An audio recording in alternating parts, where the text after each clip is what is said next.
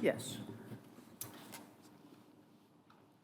We're going to return now, sir, to the review of the clinical use of blood and blood products that was proposed by the Central Committee of the Nbts in 1976. And that review was conducted by Mr. Dutton and Dr. Waiter.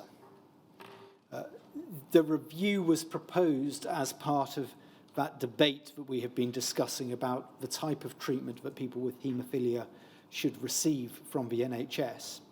And also was part of a debate about clinical usage of blood products and whether or not there was waste.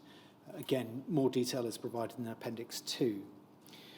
Although that may be why the review was commissioned, Dr. Waiter and Mr. Dutton went off on a slightly different track and produced a more general document, which is of interest because it shows a contemporary insight into the difficulties that Mr. Dutton and Dr. Waiter faced, both in estimating future demands and in achieving self-sufficiency in domestic products in the United Kingdom. Mr. Dutton and Dr. Waiter were the two officials who were probably most involved in this area at this time. And so the document has a particular resonance because of that. And I'm going to read extensively from it. Before we get to the document itself, we have the covering minute. Paul, this is at DHSC 302181_045. We can see Mr. Dutton and Dr. Waiter's name in the bottom right-hand corner, and the date is given October 1976 in the bottom left-hand corner.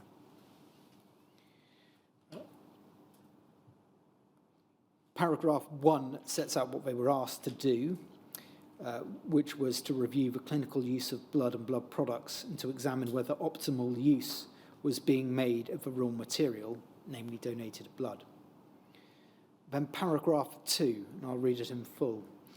In the course of preparing the paper, it became apparent that little information was available to show whether current practices represented optimal use of these products, or whether the figures were misleading due to wasteful practices and should not therefore be used as a basis for planning. It was also difficult to obtain from the information available in respect of any product a reliable estimate of the amount required in the foreseeable future, since in many instances the pattern of treatment which had developed may well have resulted from the current shortages, which might in time be overcome. Paragraph 3. In addition, suggestions have recently been made that the present organisation of the Nbts might not be perfectly adapted to respond to trends in demand. Paragraph 4. At the meeting on the 20th of October, representatives of the health departments met to consider how to form the best available view on likely future trends in the demand for blood and blood products. I pause there to say that is a reference to the working group on trends in demand for blood products, the Trends Working Group, which we will come to later today. Paragraph 6 of the covering minutes, the attached paper is a more general view. In a more general vein. Is in a more general vein, sorry. Was originally prepared by one of the Joint Secretaries for a departmental meeting. It forms a background to the problem, and the committee's views on the paper are also invited. So it is Mr. Dutton and Dr. Waiter presenting more of a reflective piece on the problems that were faced more generally. If we could turn to the next page, please. This is the paper itself. Whose paper is it? Well, it is either Mr. Dutton or Dr. Waiter, but it is presented as... yes, but does it have initials on it at any point or not? Not that I have seen. It's dated September 1976. We can try and dig out whether or not it's Mr. Dutton or Mr. Waiter, but... It may matter, it may not. I'm not... From what I've seen, I haven't seen a great divergence in views from Mr. Dutton and Dr. Waiter. And certainly in the covering minute, they are happy to put it forward in their names jointly. So it was prepared a month earlier, probably. The because this memo, October 76, doesn't give a date, but if it's September 76, it's the month before. Yes, the final page of the document, which is electronic page 6, we can see in the bottom left-hand corner, September 1976. Yes, again, no actual date, but... No actual date, but yes. It may simply be because it was typed, they left a space for someone to put it in handwriting. It could be so. That I think was a practice which we've seen elsewhere, but yes. Anyway. Turning to the paper, it is entitled Problems Facing the National Blood Transfusion Service, particularly with regard to the provision of blood components. The first paragraph discusses component therapy and the different types of component. I'm going to pick it up from paragraph 2 and then read through. What is said is this. Sorry, could you just go back for yes. a moment to the first? Thank you.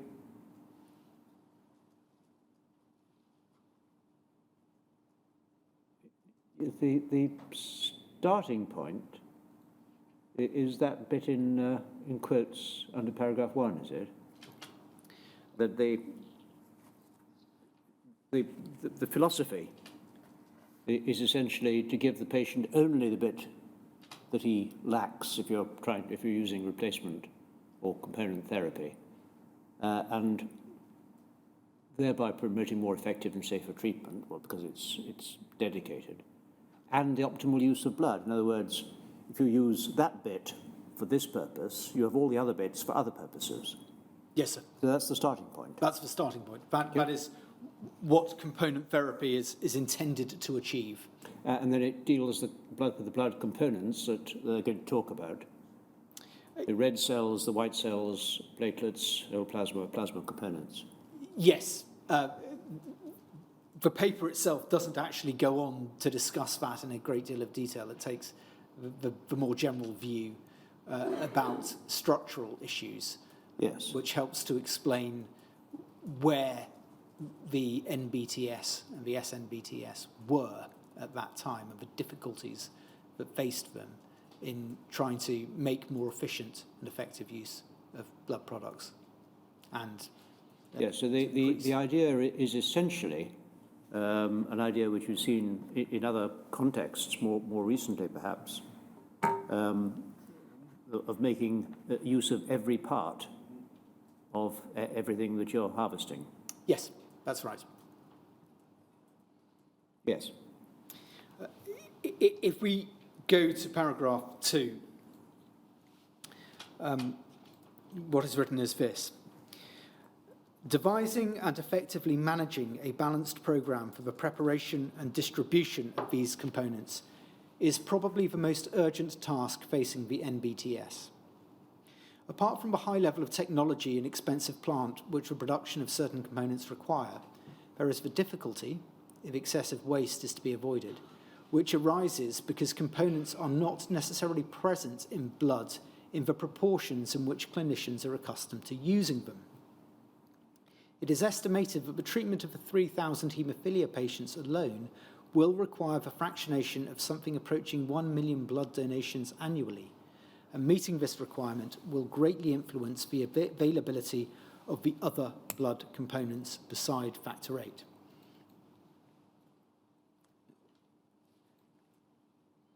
There is ample evidence that the Nbts has the knowledge and experience to meet NHS requirements for most blood components in full. The difficulties currently being encountered appear to arise to a substantial extent from the complication of financing a service in which regions make a contribution to a national programme for the provision of a particular blood component, and in so doing incur expenditure which may bear no relationship to the value of the amount of that component which the region requires for its own purposes. There are many reasons why a region's ability to contribute to a national programme may not always match its requirements for the finished product. As long as the collection, testing and dispatch of whole blood, was the predominant occupation of blood transfusion centres. They were able to function as independent regional units, which were largely self-sufficient except in times of emergency. The adequacy of independent, self-sufficient regional units was, however, greatly reduced with the introduction of component therapy on a large scale. What now appears to be needed is some method of building up a production partnership between the individual regional transfusion centres and the central blood products laboratories, so that they each contribute to the maximum to the total NHS requirement for blood products, possibly according to an agreed programme. The customary method of financing the NBTS is not conducive to the development of such a partnership. It was probably this, more than any other single factor, which led to the delay in mounting the AHG Factor 8 concentrate production programme. Just pause there.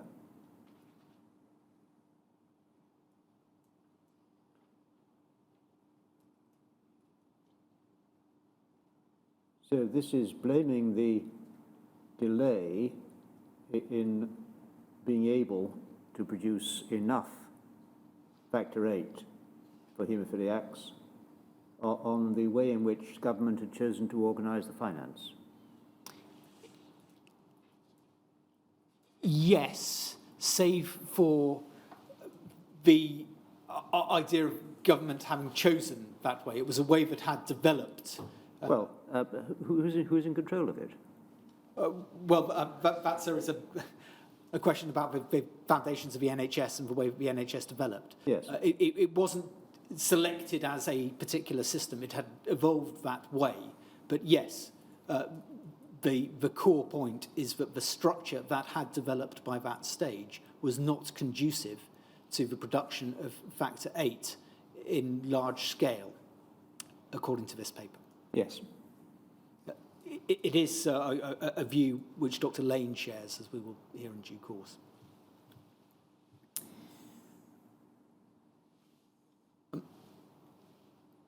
It was not until, returning to the document, it was not until there were specific allocations of money to regions based on the extra expenditure which they were expected to incur in achieving a national target that production of plasma for the preparation of freeze-dried concentrate began to build up. That's what I take to be a reference to the special allocation of funding in 1975. Furthermore, the present method of financing blood products production in the NHS is totally inimical to any rationalisation of the production processes at present carried out at individual blood transfusion centres. It could be argued that no change in the existing financial arrangements would be required if the efforts of all regions in contributing to the production of particular components were so arranged as to match their requirements. It is, however, very doubtful whether NHS self-sufficiency in blood products could be achieved on this basis, especially in the face of competition from commercial suppliers, if only because such an arrangement would largely stultify attempts to rationalise harvesting and processing arrangements. It is tempting to think that all processes in the preparation of blood components could be costed so that there could be full accountability at all stages between parties to any transaction concerned with the preparations of blood components. Move on, please, Paul.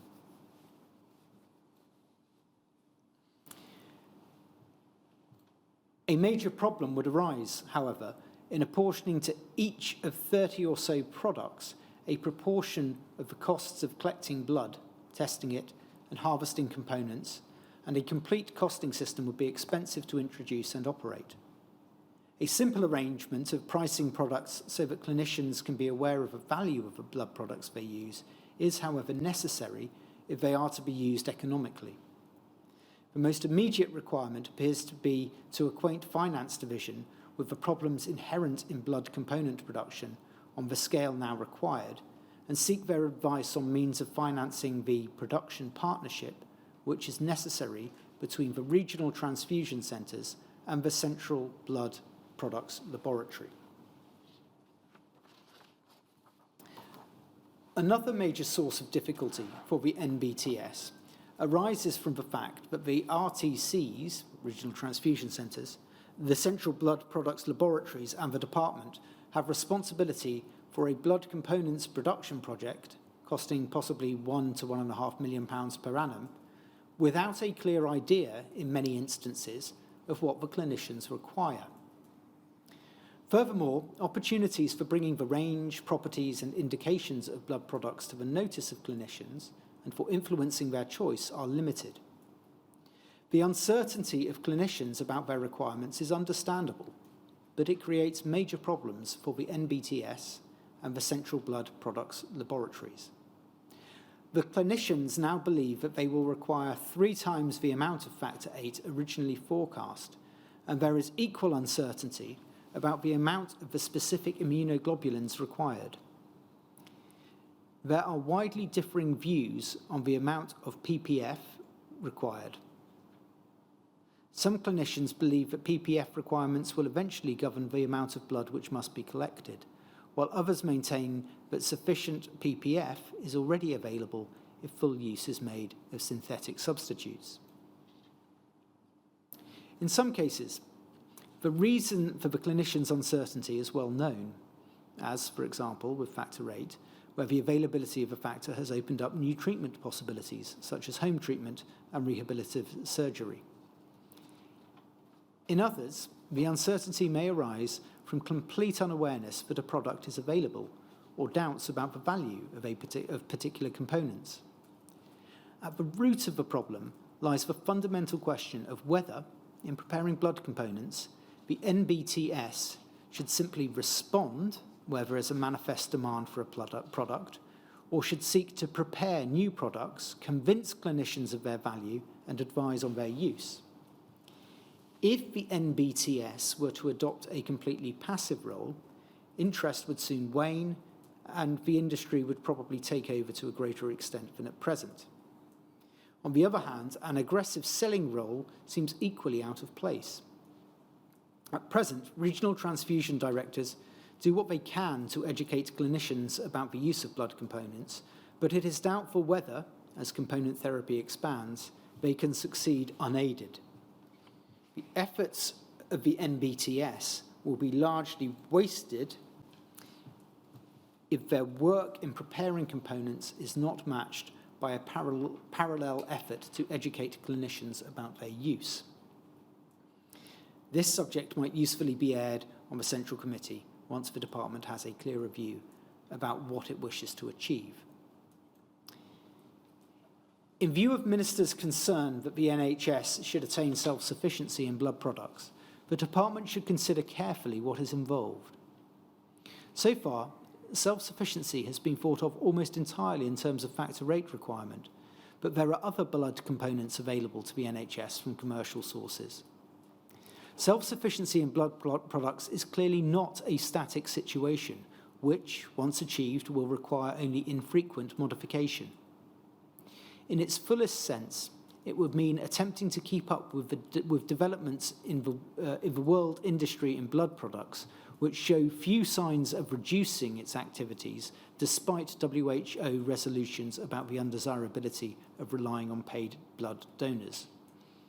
It might be advisable to obtain the views of the Central Committee on what self-sufficiency in blood products can mean in practice, given the strength and limitations of the Nbts, including, possibly, the extent to which it is considered necessary to resort to plasmapheresis. I won't take you all of the way through paragraphs 11 and 12, which concern cryoprecipitate yields and the range of activities that regional transfusion centres should undertake in preparing blood components. I will pick it up again at paragraph 13, which is a final paragraph. For those blood products which are not prepared solely to meet regional requirements, equitable distribution arrangements must be worked out. The problem is at present being encountered in connection with the distribution of factor VIII prepared at the central blood products laboratories, where distribution arrangements based on numbers of haemophilia patients in a region may mean that the amount of finished product may not be related to the amount of plasma sent for processing. And that, sir, is the end of the paper.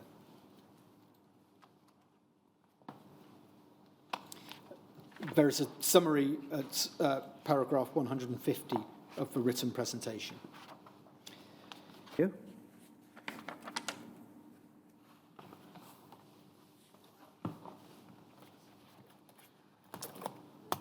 Turning back to the question of estimates for demand, something which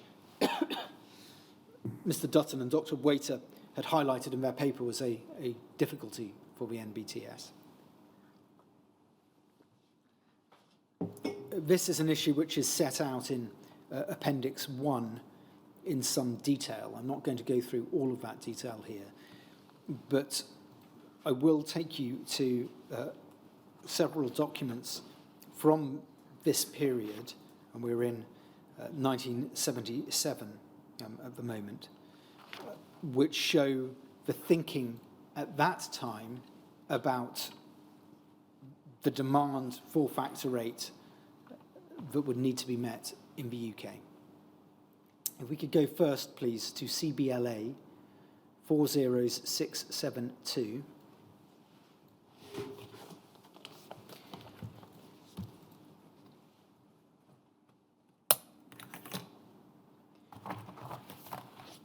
I mentioned when going through Dr. Waiter's and Mr. Dutton's paper that there was a reference in the covering minutes to a working group that was being established to look at trends.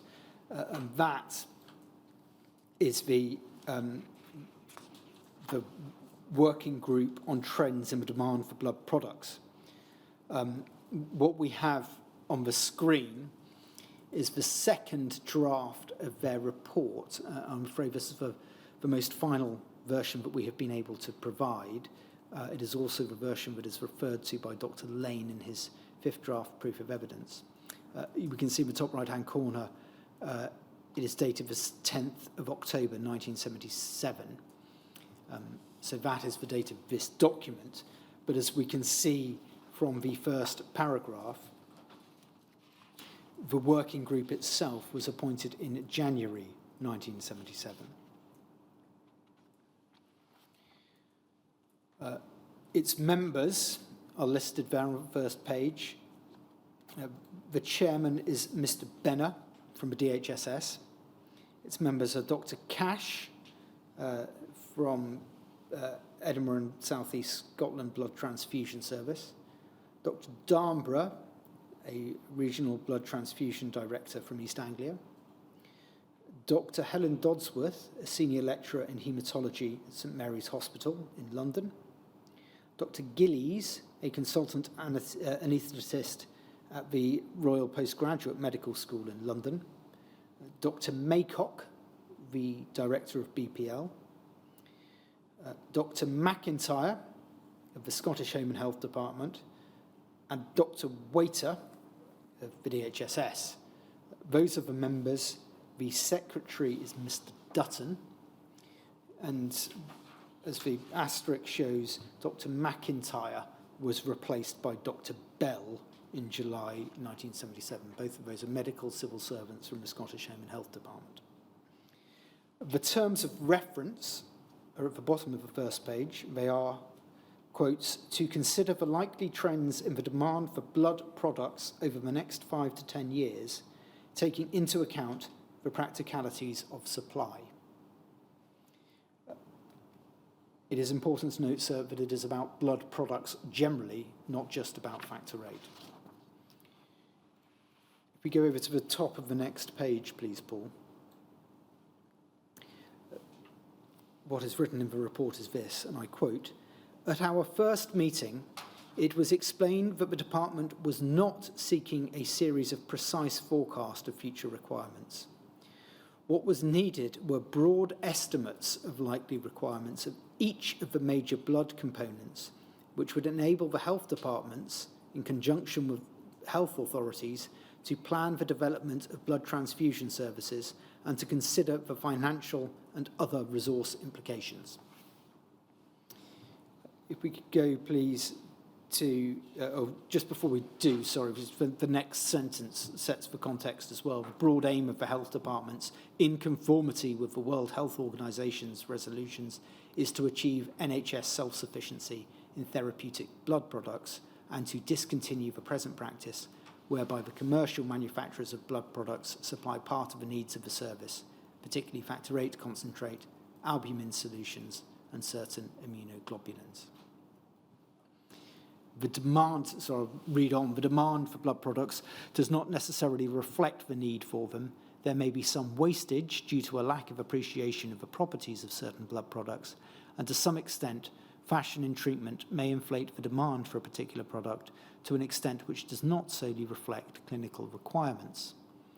Our estimate of albumin requirements is based on the assumption that as experience in the use of this and other plasma fractions grows, wastage of this kind will diminish and the extent of use of protein solutions will stabilise. On to paragraph 3, please, Paul. I quote, "We started from the assumption, which has gained widespread acceptance in Europe and North America, that a blood transfusion service which collected enough blood to provide for its needs of albumin and factor VIII could also produce enough of the other major components to meet future needs as far as they could be judged on the basis of present practices and discernible trends. We believe this to be correct, but we nevertheless decided to consider the requirements of all the major components." Paragraph 4 goes on to discuss albumin and the requirements for albumin. If we could just go to the end of that on electronic page 3 of the document. The conclusion that the Trends Working Group comes to is this, I quote, "We estimate that within the next 5 to 10 years, the annual amount of albumin required can be expected to grow from a basic minimum of about 100 milligrams per thousand population to some 200 milligrams per thousand population. Current annual production in England and Wales is about 50 milligrams per thousand of population." If we could go down, please, to paragraph 6.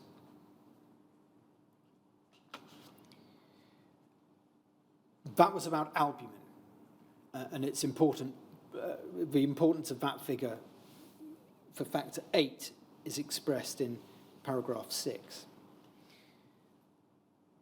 "We accept the estimate that to meet the needs of haemophiliacs in the foreseeable future, the amount of factor VIII produced will have to be about 1,000 international units per 1,000 population per annum. On the basis of the best estimates presently available, we believe that if sufficient blood were to be collected to provide 200 milligrams of albumin per thousand... grams. Grams of albumin per 1,000 population, approximately 1,300 international units of factor VIII would also be available per 1,000 population, an amount sufficient for all likely needs, especially if it is possible to improve yields of factor VIII." So what they are saying there is, if we can achieve sufficient plasma and production for albumin, that is going to be more than enough, by our calculation, for factor VIII. At paragraph 160 of the written presentation, we can see... If you just for a moment, just go back, please, to the highlight. Thank you. The annual donor collection rate, that's 5 people per 100. So it's 5% of the population being active donors, which is it's on the high side but it's within the range that we heard about from the Regional Transfusion Centre directors that have given evidence to us.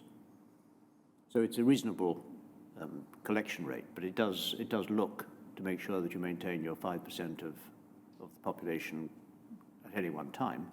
donating blood. Yes, that is the assumption that is made there as part of their calculation. Yes.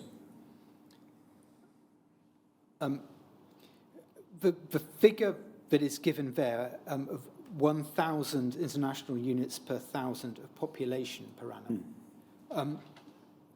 Dr. Lane translates that as 60 million international units.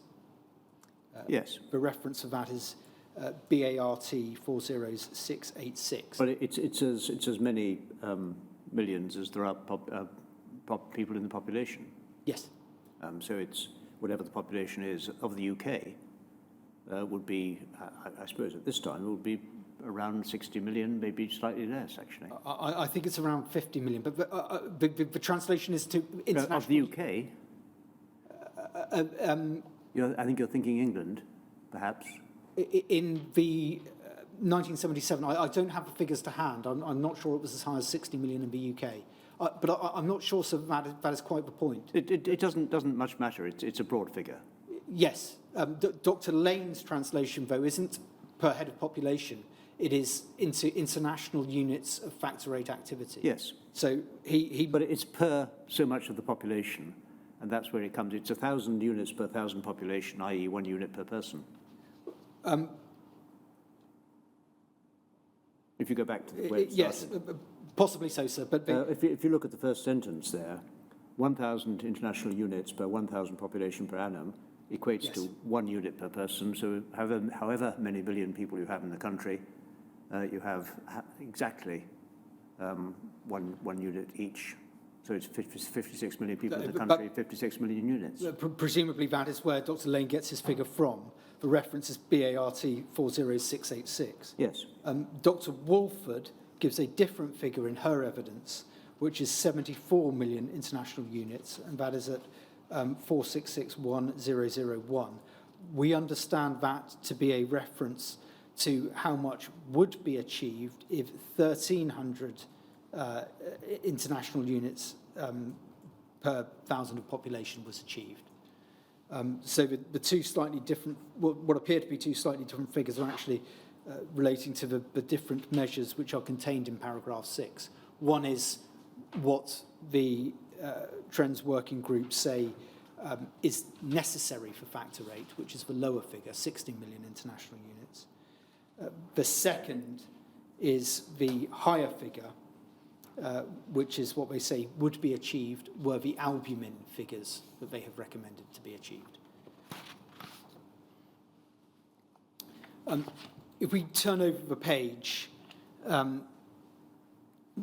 there is a discussion about factor VIII being lost in collection, storage and processing. And then it says this, and I quote, we believe, sorry, on page 4, I think you may have gone one ahead of me there. Thank you. So it's the top paragraph. We believe that the long-term aim should be the complete transfer of cryoprecipitate to a fractionated freeze-dried concentrate. However, guidance will be needed on a continuing basis from regional transfusion centres on the timescale of such a development. Then goes on to say, we believe that if the blood transfusion services are successful in meeting the requirement for albumin, which we have outlined, there could also be sufficient factor IX to meet anticipated requirements of this component, but additional fractionation capacity may be needed. So that is the consideration that is given to factor IX. If we go to the bottom of that page,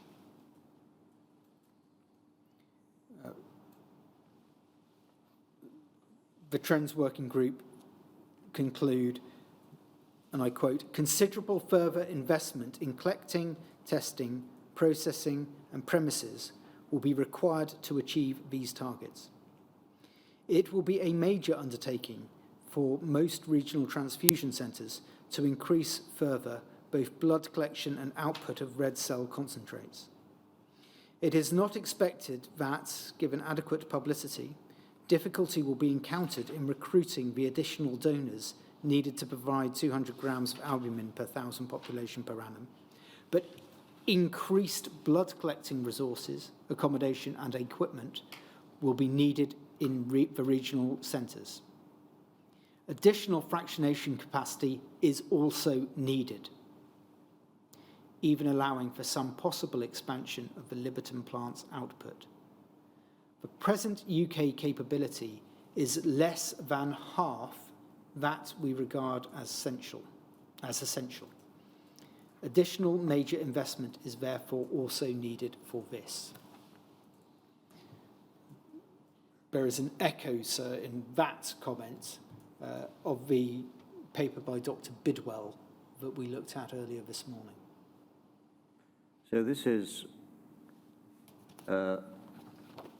Dr. Waiter or Mr. Dutton, one or the other, but both agreeing effectively. At the time, the senior officials in the department saying we're going to achieve self-sufficiency, we need to spend some money to a major investment is needed in essentially providing plant. The words used by the report are considerable further investment. Yes, well, that's what it means, isn't it? Yes. So this is anticipating that you will need to expand, redevelop, or build a new BPL, either at Elstree or somewhere else. Yes, it doesn't necessarily say that a new BPL rather than a redeveloped BPL. No, but it's envisaging major investment, and in order to double the capacity. Absolutely, yes. The issue of who puts their name to this, Dr. Waiter is a substantive member of the Trends Working Group. Mr. Dutton is the secretary. I don't know if that is of any great significance, but Dr. Maycock was at the time the consultant advisor to the DHSS as well.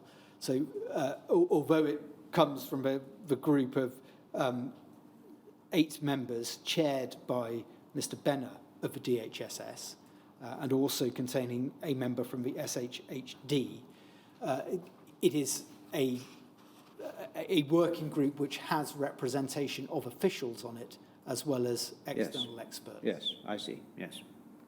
So it's yeah. The expert view is what we need. Yes. And that expert view was communicated to the DHSS and the SHHD. Yes.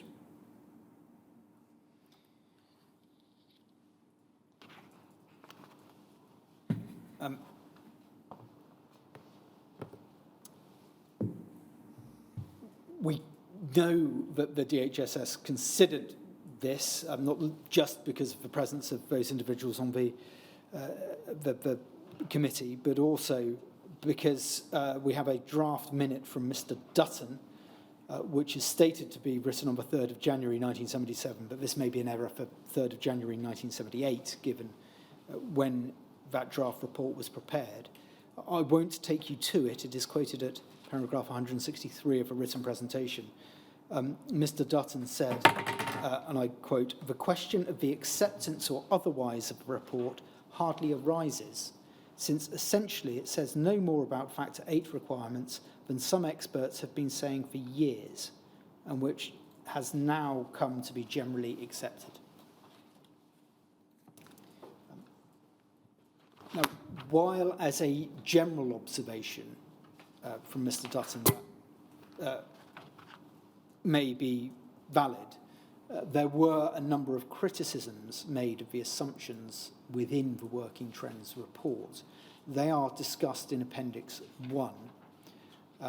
In November 1978, Dr. Lane said that he expected the estimate of 60 million international units to be surpassed that year, 1978, so the year after that report was produced, and that 100 million international units was a more realistic assessment for the 10-year period.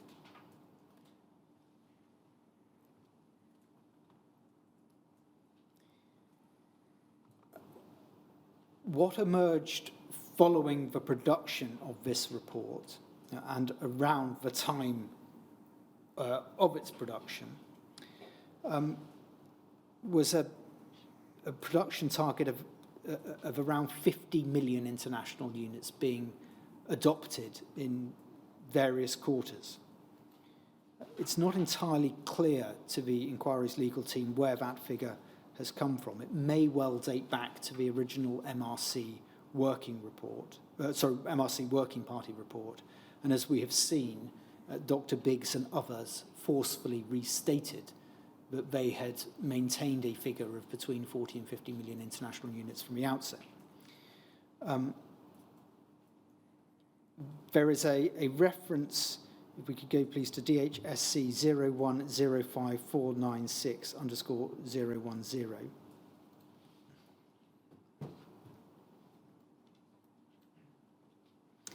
This is the minutes of the 164th meeting of the Regional Transfusion Directors. It's 8th of December 1976, so a little before the report that we have just been looking at. Dr. Maycock in the chair, various others present. If we could go please to page 5. Paragraph 5.3, future target.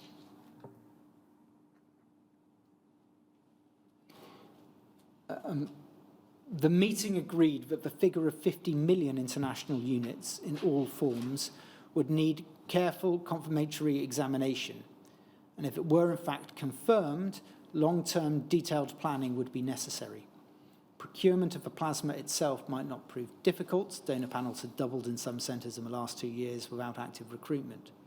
Some RTDs suggested that the planning of factor VIII targets was yet another reason for advocating that the Nbts should become a national service. So we can see in December 1976 a figure of 50 million international units in all forms, so factor VIII and cryoprecipitate, being set out as a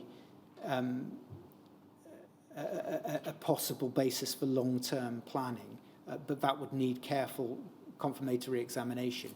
It may be that it was felt that the report of the working group on trends had provided that confirmation, albeit at a slightly higher figure of 60 million rather than 50 million. But however the figure emerged, and whether it is 50 million or 60 million, it threw into question the capability of fractionation plants in England and Wales to produce the level of concentrates required, either on their own or in collaboration with PFC in Scotland. That point was made by the Trends Working Party, as we have seen. It was also made by Dr. Bidwell. The maximum capacity of BPL and PFL in June 1978 was said by the Secretary of State to be 15 million international units. That figure was given by Dr. Maycock in the meeting of the 26th of July 1976 that we looked at earlier. It is also consistent with the figure that the inquiry legal team have adopted for this period in Appendix 2, which we'll come on to discuss tomorrow. So 15 million for England and Wales, a figure not precisely known for PFC, but a sense from the Trends Working Party and from Dr. Bidwell that collectively that was nowhere near enough to produce the amount of factor VIII that was required.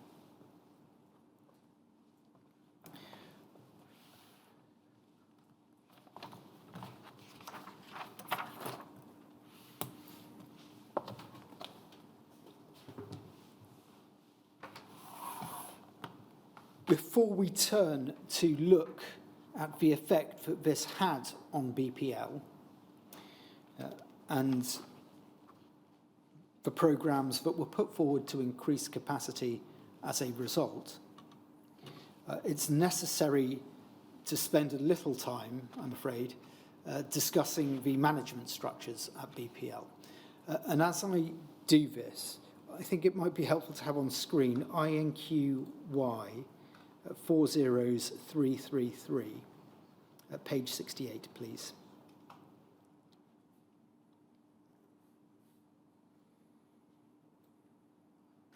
We could expand the table, please. This comes from the written presentation, paragraph 178. It is a simplified table showing the different periods involved that we will discuss in a second, but it's an aide-memoire to look at as we go through.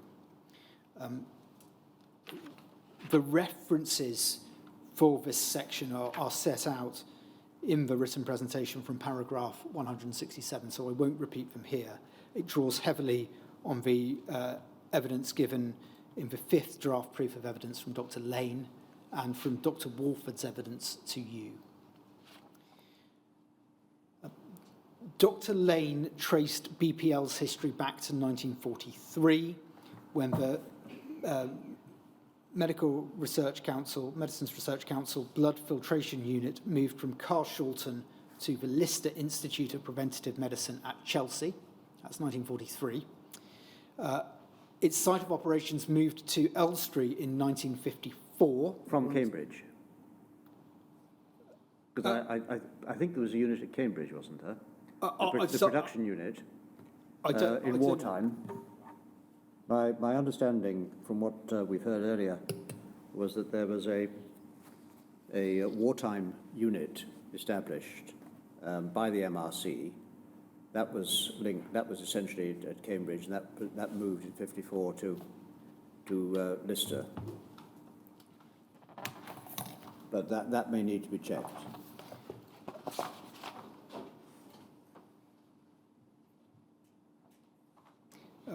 What Dr. Lane says, paragraph 4 of his draft statement, is BPL had been established at Elstree since 1954, but I understand that its history goes back to 1943, when the Medical Research Council Blood Filtration Unit moved from the London County Council laboratories at Carshalton to the Lister Institute of Preventative Medicine at Chelsea.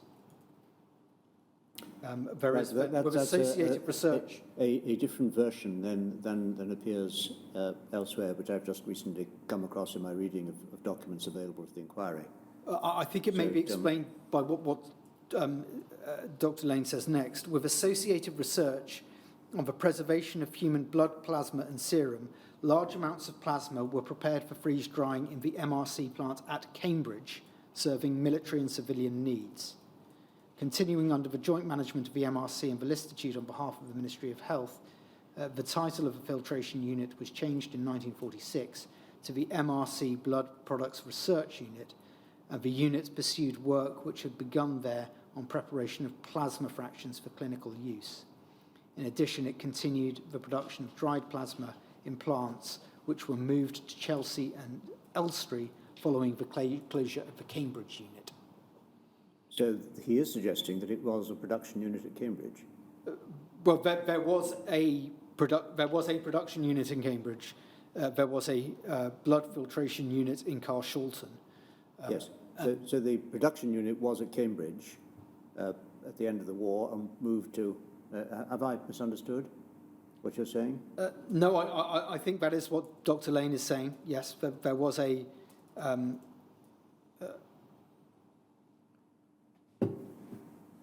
Yes, there was an MRC plant at Cambridge. It may not matter. It's a place after all. Yes, but it's but it's within our terms of reference. So essentially, it's interesting background to the history of what then happened to Lister. So Lister at Chelsea has it? Does it? Yet certainly the Carshalton plant moves to Chelsea. The Cambridge plant seems to continue for a while. And then move to Elstree. In 1954, there is a move to Elstree. What continues or doesn't continue at Chelsea is, I'm afraid, outside my knowledge. Well, I think my understanding is that Lister occupied premises which it owned in Chelsea, the end of Chelsea Bridge, or near Chelsea Bridge. That's where it conducted a lot of its research, which, since it was established around about the turn of the century, that century. I think initially to do research into maybe smallpox or tuberculosis. And it gained a number of Nobel Prize winners in the course of its operations in research. It had the premises at Chelsea, which it then occupied until, because of economic difficulties, it had to surrender those in the early mid 70s, sold them and continued at Elstree, which it also had come to own. I don't know the history of that, but you're indicating this. It was certainly, the site was available in 1954.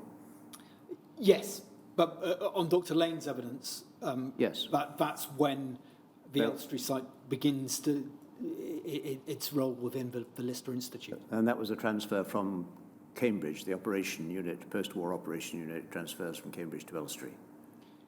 On what he's saying. Yes, and if it's right. And also the blood filtration unit moves, which had been in Carshalton and was then in Chelsea, also goes to Elstree. That goes to Elstree as well? That is my understanding of what Dr. Lane says. But the research unit goes to Chelsea, does it? That I don't know, sir. I see. Or so maybe that something moves from Chelsea to Elstree in 54. Yes, that Dr. Lane says that I think is the blood filtration unit, which is moving I see. to 54. Thank you. And as Cambridge closes down, Elstree takes on yes. that role as well.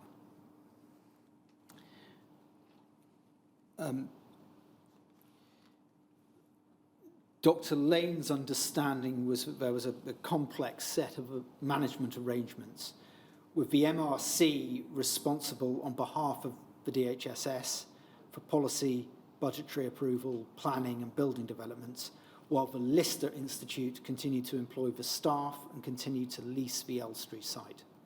So a complicated set of arrangements.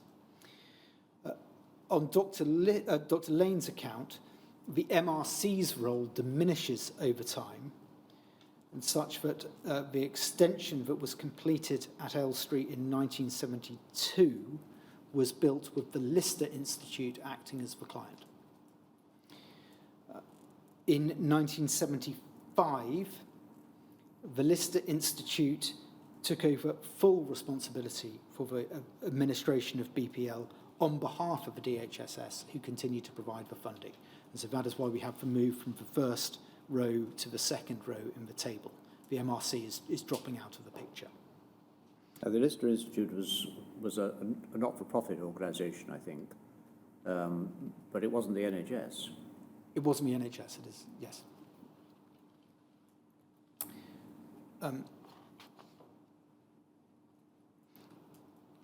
The management of BPL was assisted at this time by an advisory body, not an executive body, but an advisory body, which had the title, I'm afraid it's rather a mouthful, the Advisory Subcommittee on Blood Products and Blood Group Reference Laboratories of the Central Committee of the National Blood Transfusion Service. So it's the NBTS, the Central Committee of the NBTS, and a subcommittee of that Central Committee advised on blood products and blood group reference laboratories.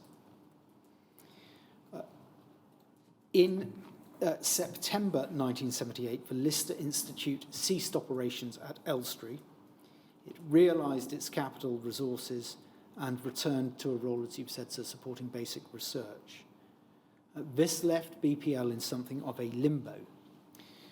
The North West Thames Regional Health Authority steps in on an interim basis to take over as the legal employing authority on behalf of the DHSS. So the employees need somebody to employ them, and that is the role that is taken by the North West Thames Regional Health Authority. A new management body, the Joint Management Committee, was formed to determine policy, planning and financial affairs, and it comprised mainly representatives of North West Thames Regional Health Authority and representatives of the DHSS. It held its first meeting on the 13th of December 1978, and its work was assisted by a scientific and technical committee. And we're going to look at some of the papers from that scientific and technical committee in due course. Dr. Walford also gave evidence about this. So the Joint Management Committee sits at the top, and then the Scientific and Technical Committee is a subcommittee of that Joint Management Committee. Who was paying for it? DHSS. Directly? Yes. So nothing, no money coming from the region? No. The region, as I understand it at least, the region is there because there has to be an employer, and that needs to be a health authority, as I understand it, which is why the region steps in to take that role. But it is the DHSS who are funding this. The first director of BPL, from its origins back in the 40s and 50s, was Dr. Maycock, later Sir William Maycock. And he remained in post until September 1978. So at the time when the Lister Institute ceases to be involved, Dr. Maycock also steps out of the picture. And in his place, Dr. Lane steps in.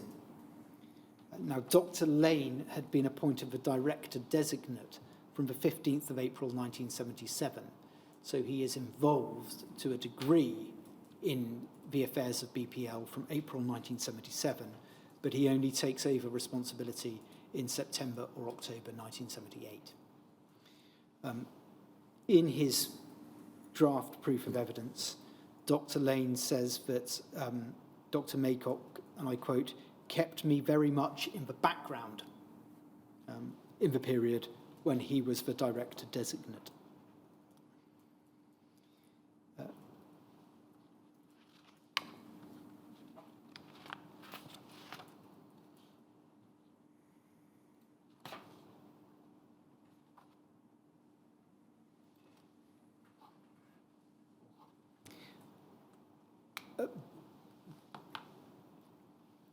PFL in Oxford it was a laboratory that had developed from the 1960s to support the work of the Oxford Haemophilia Centre.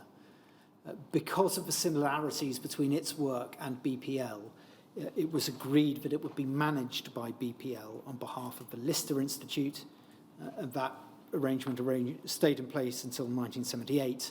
And BPL continued to manage PFL thereafter on behalf of the DHSS.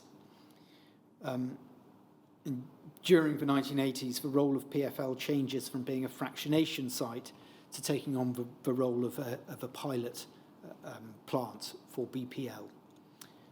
That is something that is considered further in Dr. Lane's statement and in the statement of Dr. Smith. Dr. Bidwell had managed PFL under the overall directorship of Dr. Maycock and later of Dr. Lane. She remained in post until 1981, and after that, Dr. Lane, I think, assumed that management role whilst also being director of BPL. As well as BPL and PFL, there is also the Blood Group Reference Laboratory, which is a laboratory which doesn't feature prominently in this part of the inquiry's work. I mention it only to say that together those three institutions formed the central blood laboratories of the England and Wales. So if there is reference to CBL or the central blood laboratories, that is taken to include the Blood Group Reference Laboratory as well. And it also explains the name of the Special Health Authority, which was established in December 1982, which was the Central Blood Laboratories Authority, or CBLA.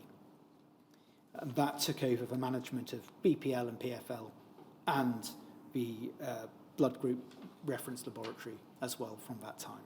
And we can see that on the last row of the table.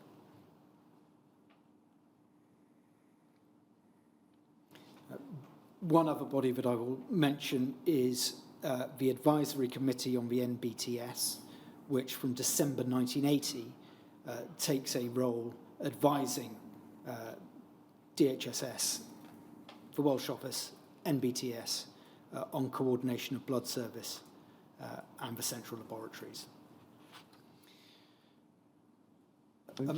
Just on that point, from what the history you've just given, Dr. Maycock was the consultant advisor in the blood transfusion service ever since the war, and remained so until he retired.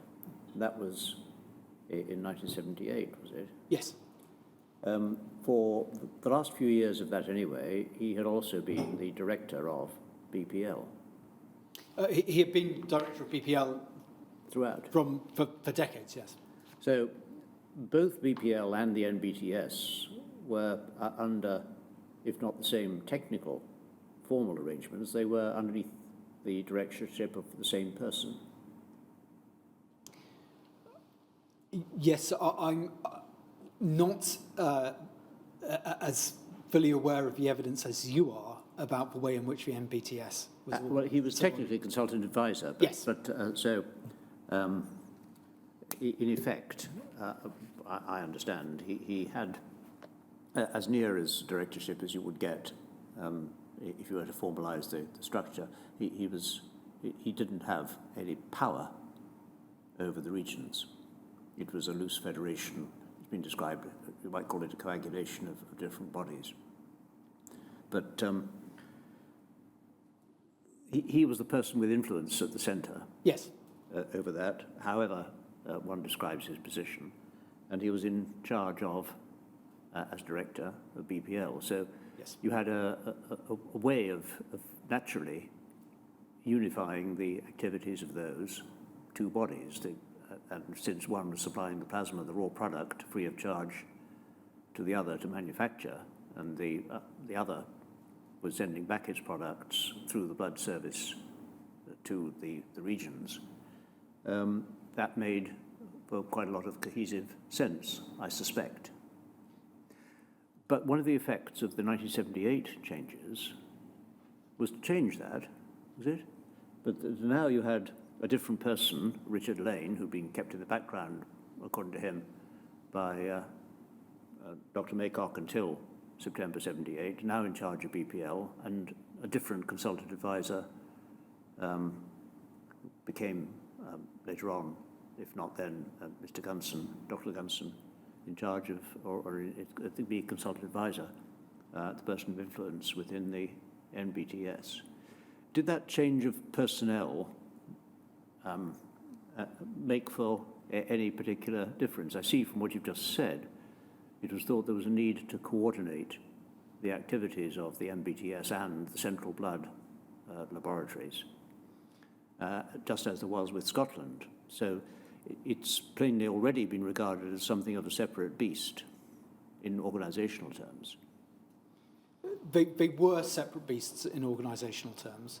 And this is one system which we're looking at, which is then has these three different heads, Scotland producing what it did and having a separate system, the central blood laboratories of England and Wales, Oxford and Elstree and the reference laboratory, and the blood transfusion service.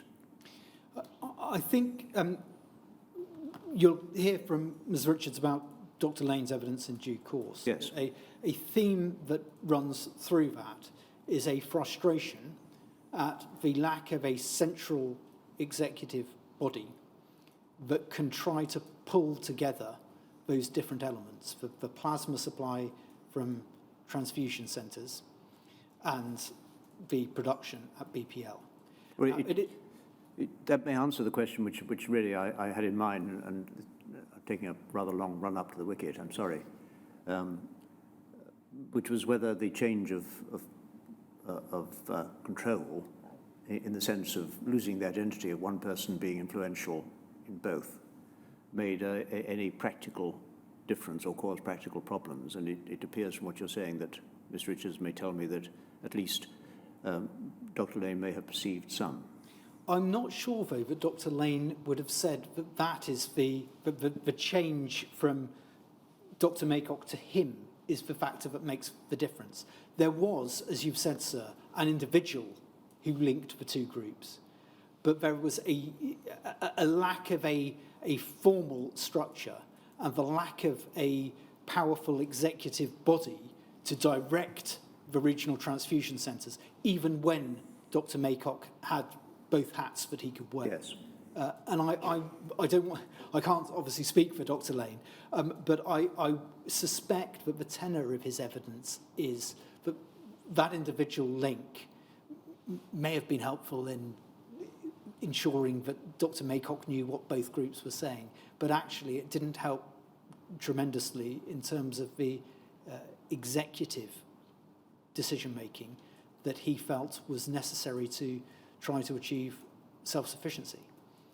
The Nbts was still a very, as you've said, a fragmented body made up of 14 different regional centres, which wasn't under the directorship of Dr. Maycock in the same way that BPL was under the directorship of Dr. Maycock. He could say at BPL, we are going to focus on this and we are going to do this project.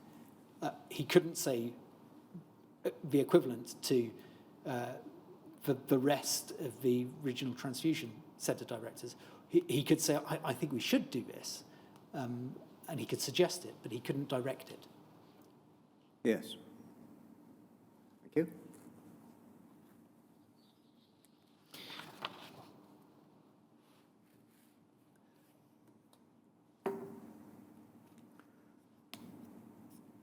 You were going to turn to stopgap, I think. I was about to launch into the stopgap, and I caught sight of my watch at 5 to 1. I don't know if you would like me to begin now and go for 5 minutes, or stop now and. Well, I think we better have stopgap as one unit. So, if we stop now and come back at 2 o'clock, that's what I think we should do. Thank you. 2 o'clock.